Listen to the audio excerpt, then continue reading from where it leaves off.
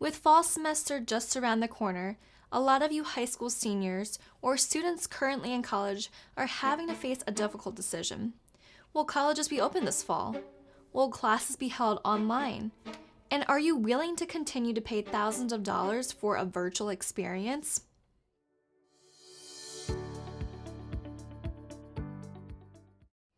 Hi guys, welcome back to my channel.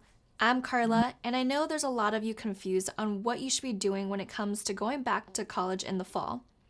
With the recent news yesterday of Harvard stating that all students will be learning remotely regardless if you live on or off campus, has left a lot of you wondering if you should take a gap year or attend your local community college. And with Harvard making that statement, I'm pretty sure other universities will be taking the same approach. So it's only a matter of time before they start announcing their plans for the fall as well. And for those of you who don't know what a gap year is, it's basically a semester or year that you take off of college to work, explore, or whatever it is you are wanting to do.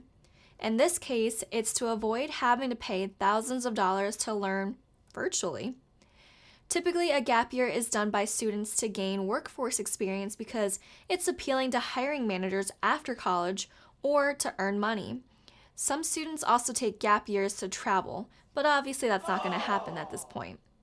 But so, how does a gap year work? Typically, under normal circumstances, the gap year process will look a little something like this. If you are already attending college, meaning you have been accepted into the university, then you would send a letter or email to the college's director of admissions and outline what you plan to do during your gap year or gap semester. The admissions committee will evaluate the letter and grant or deny your gap year.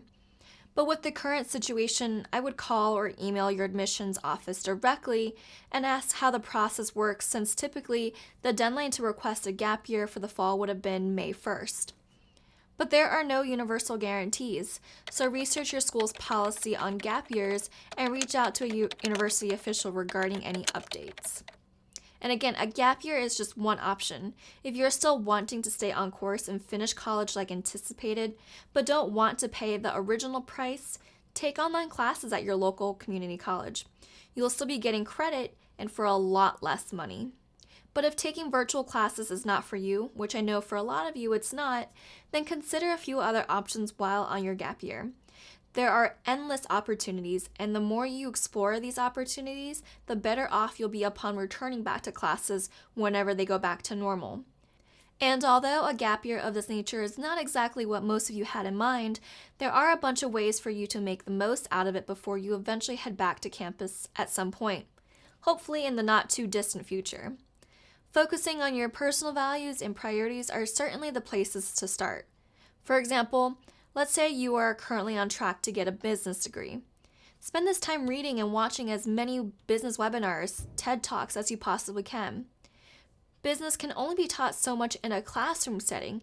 You learn the most by actually doing and interacting with people who live and breathe actual business scenarios. Who knows, you could even gain a connection by reaching out to some people, or perhaps you may even start your own business.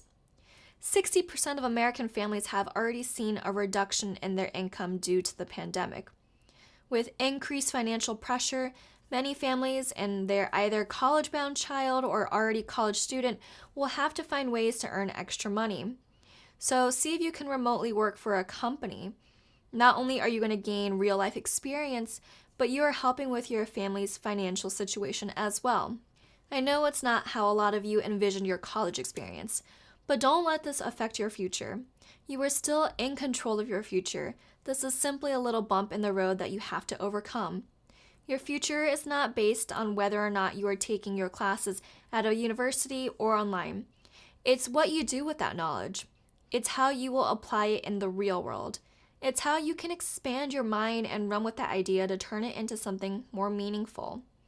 So stay positive and rest assured everything will work out the way it's supposed to. But I am curious to get your all's opinion. Do you think colleges should be charging the same tuition amount for in-person classes as virtual ones? Comment below. And as always, thanks so much for watching this video, and I'll catch you on the next one.